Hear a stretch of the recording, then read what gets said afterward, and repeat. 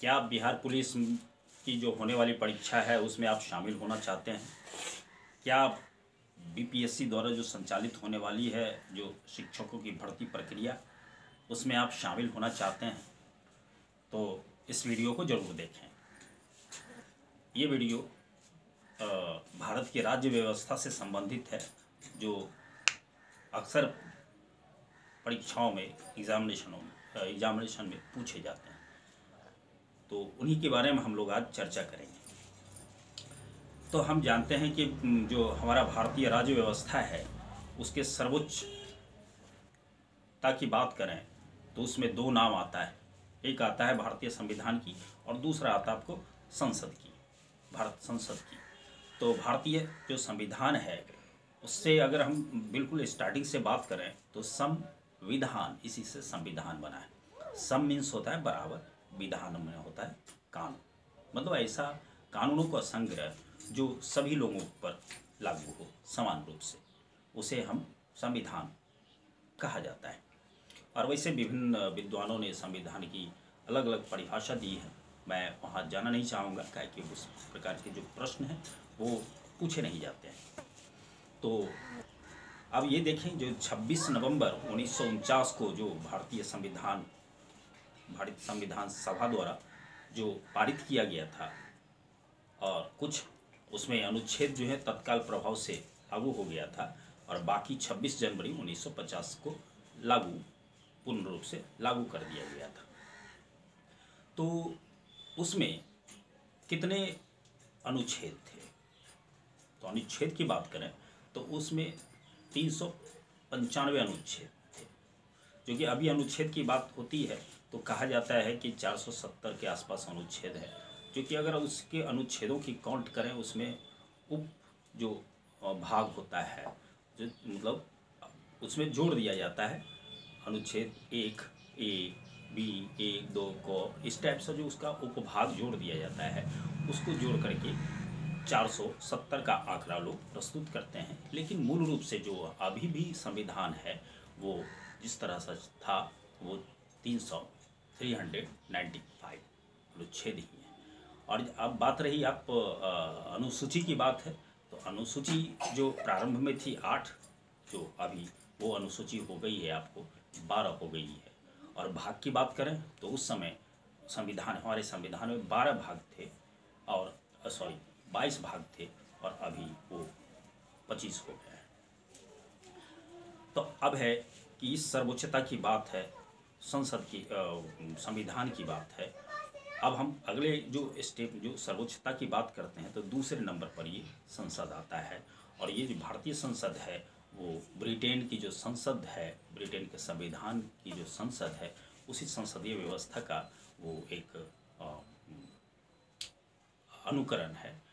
तो वो हमारा जो संसद है उस संसद 3 के अंग हैं, मतलब 3 भाग मिल करके भारत का संसद बना है। और वो संसद होता है के जो भाग हैं वो भाग हैं आपको लोकसभा, राज्यसभा और आपको राष्ट्रपति होता है।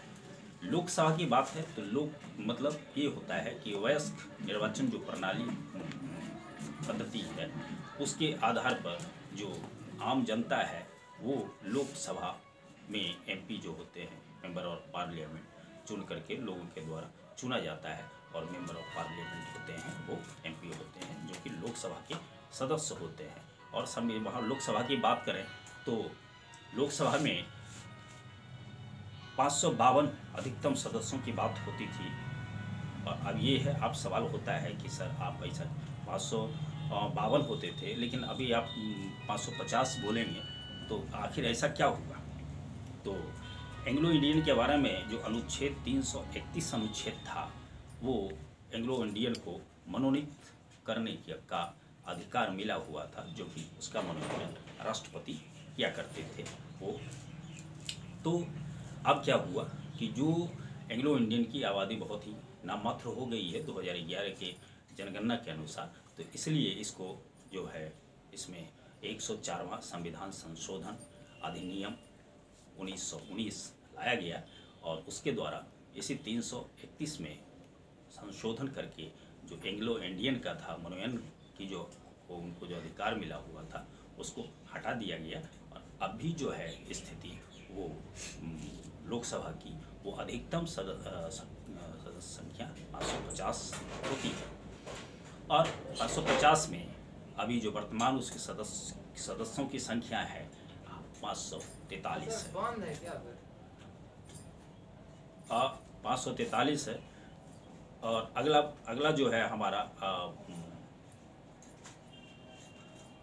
राज्यसभा है। राज्यसभा में जो मैक्सिमम जो सदस्यों की संख्या है वो 250 होते हैं और वर्तमान में इसके सदस्य हैं 245 होते हैं, जो 12 राष्ट्रपति के द्वारा